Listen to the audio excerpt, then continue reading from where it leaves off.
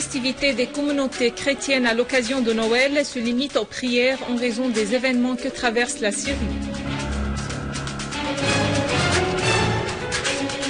L'armée arabe syrienne perquisitionne des repères qui renferment de grandes quantités d'armes dans la campagne de Damas. La Russie déclare débloquer de millions de dollars pour soutenir les efforts internationaux pour détruire les armes chimiques en Syrie.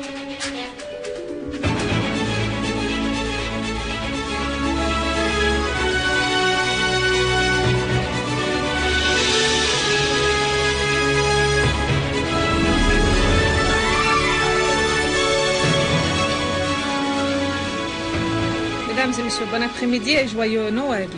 À l'occasion de Noël, l'église Mériémite à Damas a organisé une prière commune regroupant les chefs spirituels chrétiens et musulmans.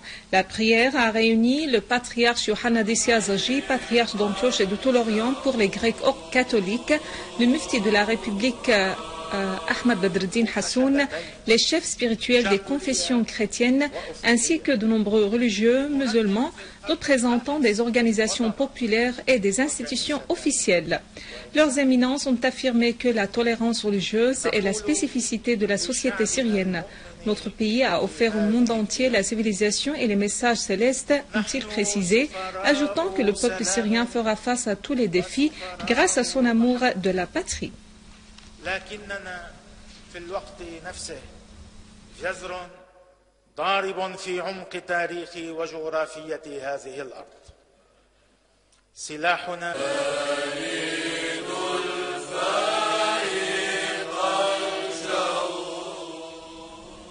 Et dans toutes les églises syriennes, les festivités de Noël célébrant la naissance de Jésus-Christ, messager de la paix, se sont limitées aux prières et aux messes sans aucune manifestation de joie, étant donné les événements regrettables que traverse la Syrie et en hommage à la mémoire des martyrs qui se sont sacrifiés pour leur patrie. À Damas, une grande messe a eu lieu à la cathédrale orthodoxe syrienne de Saint-Georges, dirigée par Monseigneur Jean Kouak, directeur du cabinet patriarcal secrétaire, et par Monseigneur Mat Al-Khouri, secrétaire patriarcal. L'évêque Al-Khouri a souligné les tragédies en Syrie causées par le terrorisme et financées par certains pays arabes, régionaux et occidentaux qui veulent détruire la coexistence et la tolérance des Syriens. Son éminence a réitéré l'appel de l'Église pour une solution politique à la crise en Syrie et son espoir dans la réussite de la conférence de Genève II. L'évêque El-Khouri a précisé que les chrétiens sont enracinés dans leur pays depuis des siècles, parce que la Syrie est un pays de paix et de fraternité. Son éminence a appelé la communauté internationale à faire pression sur les pays qui soutiennent le terrorisme dans notre pays afin de ramener la paix en Syrie. À l'église évangélique, le pasteur Ibrahim Nassir a appelé les Syriens à rester vigilants des dangers d'un conflit qui pourrait torpiller leur qualité de vie décente et à garder leur appartenance à la patrie de la foi. Avec la foi, on peut triompher les envahisseurs. Les églises syriennes ont accompli des prières implorant le haut Créateur de protéger la nation et de rétablir la paix et la sécurité. À l'église Fatima à Damas, une messe a été célébrée par Monseigneur Elias Taubi, archevêque des catholiques syriaques. De même, dans l'église de Mar-Elias, des Grecs orthodoxes, Monseigneur Louq Al-Khouri a présidé les célébrations de Noël. À l'église Zaytoun, les sermons ont souligné la nécessité de la cohésion des musulmans et des chrétiens pour défier le terrorisme, surmonter la crise et restaurer la paix en Syrie. Au cœur de la basilique de la Nativité à Bethléem, le patriarche latin de Jérusalem et des Terres Saintes Fouad Tawal a appelé à renforcer le message de la foi dans les cœurs et à rejeter l'immigration et l'isolement. Monseigneur Fouad Tawal a souligné que la solution est de rester pour vivre et mourir en Palestine, notre terre sainte. Le patriarche Tawal a lancé un appel urgent à ceux qui ont choisi la violence, la destruction et le recours aux armes pour reconsidérer leurs actions. Celui qu'ils considèrent comme leur ennemi est en réalité leur frère dans l'humanité, a insisté le patriarche Tawal, qui a appelé également à renoncer aux armes et à miser sur le dialogue, la tolérance et la réconciliation. Et à Rome, le pape François a appelé dans la messe du réveillon de Noël que les personnes marginalisées sont les premières à comprendre le message du Christ.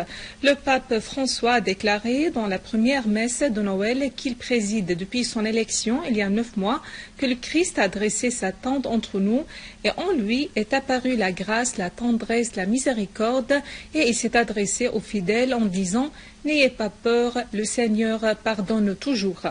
La messe qui a été présidée par le pape François s'est poursuivie, a duré après son arrivée à la basilique de Saint-Pierre avec 30 cardinaux et 40 évêques pour plus de 2 heures et elle était traditionnelle.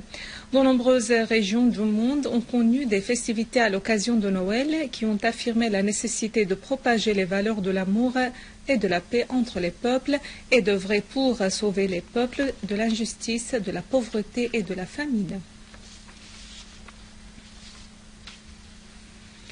À Bagdad, des terroristes ont voulu que le réveillon de Noël soit entaché de sang et d'assassinat des innocents dans leurs églises, comme ils sont déjà prennent aux mosquées par leur terrorisme. Des sources irakiennes ont déclaré qu'au moins 14 personnes ont été tuées et 30 autres ont été blessées dans un attentat à la voiture piégée qui a visé les fidèles qui participaient à la messe de Noël. Dans une réaction à l'attentat terroriste, le curé de l'église, Monseigneur Youssef des Syriaques catholique à Bagdad, le prêtre Bios Kasha, a déclaré que cet attentat constitue un acte ignoble et odieux car l'Église constitue un lieu d'amour, de paix et non pas de guerre. Toujours en Irak, l'aviation irakienne a poursuivi ses raids sur les repères et les cavernes de la nébuleuse d'Al-Qaïda dans les vallées de Horan al-Abyad et les puits de Sawab, réussissant à les détruire. Et les forces d'Al Jazeera et d'Al-Badi ont repoussé une attaque pour le 2e jour consécutif des gangs de Front al-Nusra à partir des territoires syriens, en tuant 11 hommes armés et blessant des dizaines d'autres.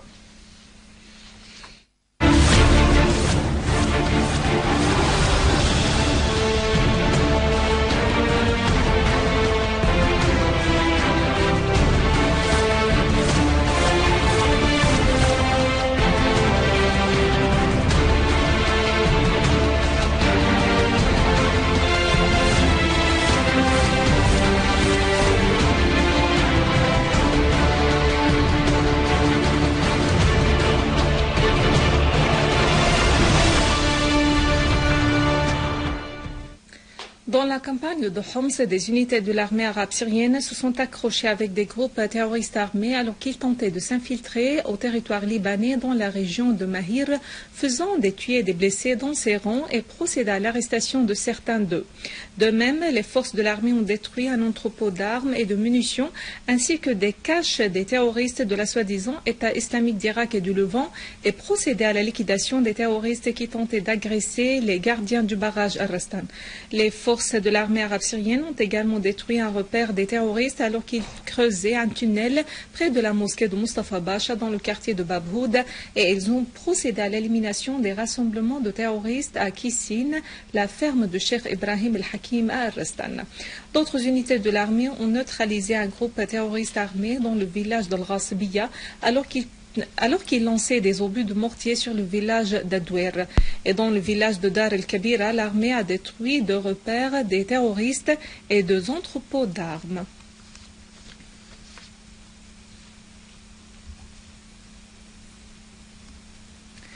Une unité de l'armée arabe syrienne a mis la main sur un entrepôt d'armes au-dessous d'un bâtiment dans la région de Bayad el-Nader à Damas campagne et sont en coopération avec les habitants de cette région.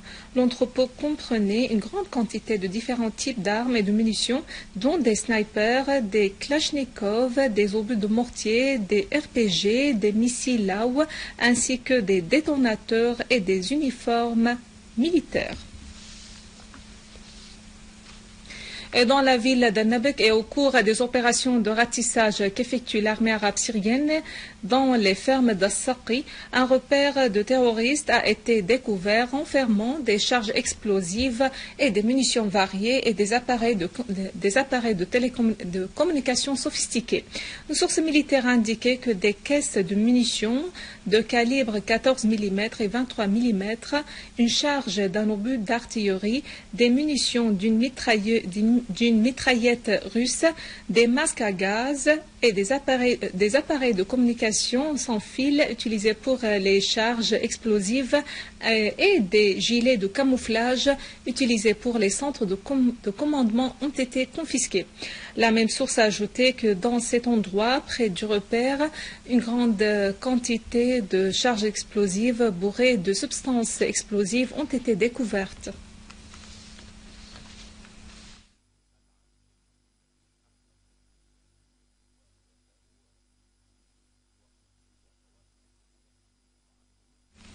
Le vice-ministre russe des Affaires étrangères, Sergei Ryabkov, a déclaré que son pays offrira près de 2 millions de dollars pour soutenir les efforts internationaux pour détruire les armes chimiques en Syrie. Ryabkov a indiqué que la Russie a fourni une grande contribution dans cet effort, précisant que l'aviation de transport militaire russe a livré 75 camions à la Syrie pour l'aider et garantir la sécurité de l'opération du transfert des armes chimiques en Syrie, de la Syrie à l'extérieur du pays, dans l'objectif de les détruire. Ryabkov a ajouté que la Russie a consacré également des fonds d'une valeur de 2 millions de dollars qui sont envirés aux Nations Unies, précisant que Moscou accueillera aussi une réunion vendredi prochain pour la coordination des efforts et il est prévu que des experts de Syrie, des États-Unis, des Nations Unies et de l'Organisation d'interdiction des armes chimiques assistent à cette réunion. Des sources libanaises ont affirmé qu'une voiture piégée pilotée par le suicidaire Mohamed Sobhi al-Banakji du groupe de terroristes salafistes Ahmad al-Assir s'est explosée dans la région de Ta'mir au camp de Ain al-Helwa des réfugiés près de la ville de Saïda au sud du Liban. Les mêmes sources ont indiqué que l'explosion a causé des dégâts matériels dans la voiture et ses alentours où un incendie s'est déclaré à l'intérieur du véhicule alors qu'une force de l'armée libanaise a encerclé l'endroit et les éléments de la défense civile ont procédé à l'extinction des flammes. Démission en cascade en Turquie. Le ministre de l'Environnement Erdogan Bayraktar a annoncé aujourd'hui sa démission et lancé un appel au Premier ministre islamo-conservateur Recep Tayyip Erdogan, ébranlé par un scandale financier, à faire de même. Monsieur Bayraktar est le troisième ministre turc à démissionner aujourd'hui après ceux de l'économie Zafer Gaglayan et de l'intérieur Muammar Gular. Les fils de ces trois ex-ministres ont été arrêtés le 17 décembre dernier lors d'un vaste coup de filet anticorruption de la police turque avec de nombreuses autres personnalités proches du pouvoir turc. Avant de clore ce journal, un rappel des principaux titres. Les festivités des communautés chrétiennes à l'occasion de Noël se limitent aux prières en raison des événements que traverse la Syrie.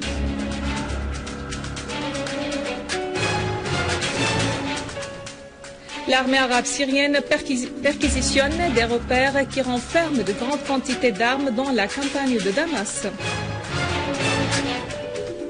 La Russie déclare débloquer 2 millions de dollars pour soutenir les efforts internationaux pour détruire les armes chimiques en Syrie. Mesdames et messieurs, c'est la fin de notre édition. Pour la revoir, visitez notre site web syriaonline.sy. Merci à vous, merci à toute l'équipe. Joyeux Noël et au revoir.